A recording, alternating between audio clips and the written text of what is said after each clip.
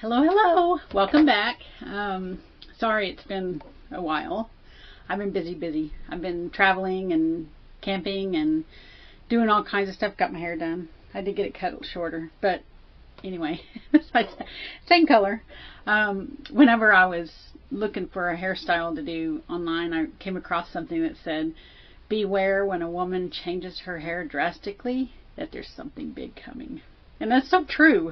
I don't know why. We tend to do that whenever we're making a big change in our life. We redo our hair. But anyway, today's July 6th. I'm at Stephen Austin State Park. And I don't know if you can see how pretty it is out there today.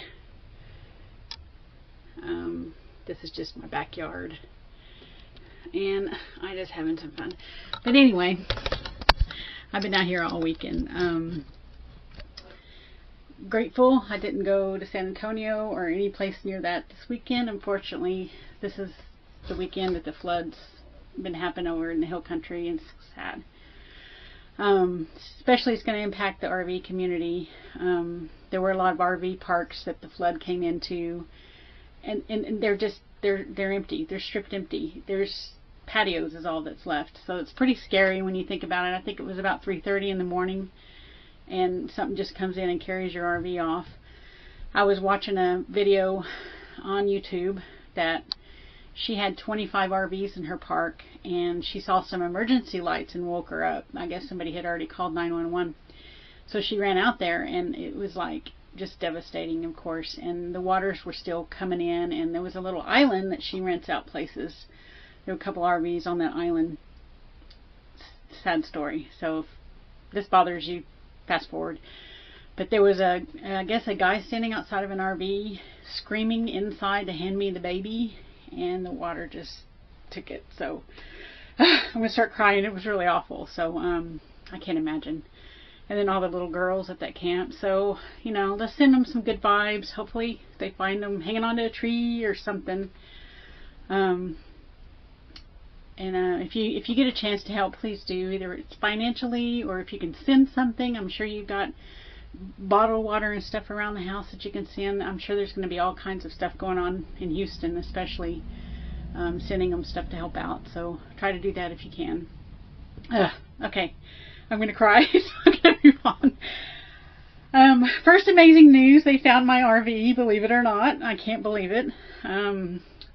I was on my way to Michigan, which we'll talk about here in a second, and I kept getting a phone call, and it was just really loud and busy, so I had to go to another part of the airport, and I called him back, and it was a sheriff, and the sheriff was like, "Did you have an RV stolen?" I'm like, "Yeah," and he goes, "Well, we found it," and he said he was trying to get into the door, couldn't get in. I said, "Well, here's the code." Didn't work, but they found it. It was in Montgomery County. Was all that he could tell me at the time, and I got to thinking, if they didn't bust open the door to get in, I think they came through one of the storage access and came up through either the bench or the back or something. They came up. So they didn't even pop open the door. They just went through that way. They probably emptied out the storage and went up. So this RV, definitely I'm going to change the locks in the storage. It was on my list. I never got it done. Gonna get it done now for sure. But anyway, so they got it transported over to the insurance because, of course, it belongs to the insurance now. And I actually got to go see it because I asked them, what's left, because anything inside that's personal is still mine pretty much. So I went out there. It's just awful. Normally when you have a car in this lot, apparently you give them your information, they go get the car, they bring it back, and they're there with you when you clean it out. But I guess for RVs they can't do that. So he goes, "Oh yeah, you can go see it way at the end," is what he told me. And I was like, and this is what I saw. Okay. That was like a mile, and it was 100 degrees out. I know, it was freaking hot. But I'm determined. I get to walking, I got all the way down there. And as you can see here, there's a picture of it. So there were a lot of RVs, and the guy that was sitting at the counter told me that this is like the second or third one today that he's had to let in with the same insurance I had with a stolen RV. So I've been shocked this whole deal to find out how many RVs are stolen, and they were just RVs. Once you get to the end, boats, you can see that boat. It's just crazy. So anyway, there's my little guy right there. Actually, it's in great shape. They're going to get some money out of that because they didn't really tear it up. They cleaned it out. They took the little refrigerator. It's on the outside. What else did they take? Oh, the mattress. Everything personal, of course, was gone. But as you can tell, this is, sorry for the finger picture there. I'm bad about that. But this is where the bed raises up, and the mattress lays right there on top of that handle. So everything was just gone. This is the back side. Of course, you can see that the curtains were torn up, and you know that's something that's easy to do if you can't take care of your things. Seat cushions were still there. There was some blankets and clothes kind of stuffed around all that. But if you can tell, the stove's there, the microwave's there, the air conditioner. I'm surprised that wasn't all stripped. So I actually think somebody may have been living in it. That's where the little refrigerator was.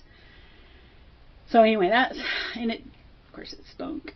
It was stinky in there. And the best thing of all that they left me was a cracked pipe. So I didn't touch it, but I thought it was kind of funny. I don't know why, but there's that. So I was able to get a few little things. Okay, so I started to really look around, and I found the hinges to my door that I had put on to the cabinet doors. Both of them were taken off and laying on the floor, and so I was super happy about that because those things are kind of expensive. So I grabbed those. The cover to my electric hitch lift thing, I don't even know what you call those things, that was there. I was surprised the hitch lift wasn't gone. Those things are about $800 a piece. So I got that, but I don't know, I just got a few little things. There was some tire blocks I got, my sewer clean out thing I got, so a few little things, but nothing really personal that I really cared about. But that's that. So I'm over it now. I do have a new RV, so I can't complain. I'm in the same place financially, so I'm good. I'm good. So anyway, it was just, I'm glad that they found it. I've been trying to I got a hold of the police report, but it only had my statements on there. It didn't say anything about it being stolen and where they found it. So I may do some more poking around and try to figure out. I still have a feeling I might know who was involved in that. So anyway, that's that. That's my life this last week or so. I haven't done a lot more to the RV yet. I did find this neat little table. So I got this at Harbor Freight. Kind of cool. It's big. It's really sturdy. I got that, put that together. The only other thing I was going to catch you up on was the trailer brake attachment.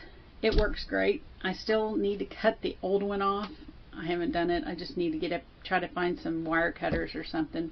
But that works really good. So I'm real happy with that. That's about it on the old RV. You probably won't hear much more about it unless I can find the police report and figure out where it was at. And I will. If I find out whose land that was on, I will tell you. I'm not going to hide anything. Let you know. My new segment that I was talking about. This is going to crack you up. What I was trying to do is set up a night camera, and I was going to set it up, if I could, facing towards most of the RVs and stuff, and see what people do in the middle of the night. But that thing eats batteries. It's just crazy. It takes 8 AA's. And I put it out there, and you can see this. I got this picture of the neighbor, which is good, I guess, out there smoking. So I did get something in the middle of the night. And then later, after I'd set it out there, probably like an hour later or whatever, I went out there and I was checking to make sure, and it scared me because I was like, who's that? There's like a lady walking right up to my RV. And then I realized it was me. So so stupid. Anyway, this is my picture, and my hair was all like crazy, so I couldn't believe it. I was like, oh gosh, that's me. So anyway, I gotta get an adapter for it, and I'll plug it into my my RV, and then we're gonna try to do that again to see what comes up in the middle of the night. I think that's going to be interesting. The other thing that I found was a trolley. You can see here. I don't know if I talked about this before, but whenever I leave my RV in storage, I also leave my hitch because it's huge and I'm really afraid somebody's gonna like back into it and break it. So I take it off. It's probably 50 pounds at least, and I'm thinking, you know, when I turn 80, I'm not going to be able to lift this thing. So I made this little trolley thing. I'd bought this hydraulic lift, and it kind of fell apart. It didn't really work. I got to looking, and they actually make these things, because I was thinking, ooh, I have an invention, but no, they already make them. This is a motorcycle lift, actually, so, and it can lift up to 300 pounds. Pretty hefty, a little expensive, didn't more than what I wanted to spend, but it works great. So I lower it, I can scoot it right up. Now it still doesn't fit really underneath the hitch. It's kind of here, so I still kind of have to lift the hitch onto it. But that's better than carrying the hitch over to the side, because I'm just a weakling. So anyway, that's what I invested in, and it's working really good. So in case I'll put the link down there in the comment section, so in case you need one of these, because I think a couple years I'm not going to be able to lift this thing. So that's about it for my adventures. I do have a huge trip coming out of state. It's going to be a 9-hour drive. I'll let you know when I get closer. It's going to be first week of September is what I'm planning. A lot of activities I'm going to do. There is water involved, but there's also family involved, so I'll talk about that whenever I get there. And that's about it for me. Sorry it took so long. I'm just going to give you a quick catch-up video on what was going on. I'll have some more videos here posted in a little while too about some of my travels. But hopefully you guys are all okay. Hopefully it was anyone in San Antonio or when all that mess is going on. Let's just hope they find everybody and help out when you can. So, all right. I'll talk to y'all later. Bye.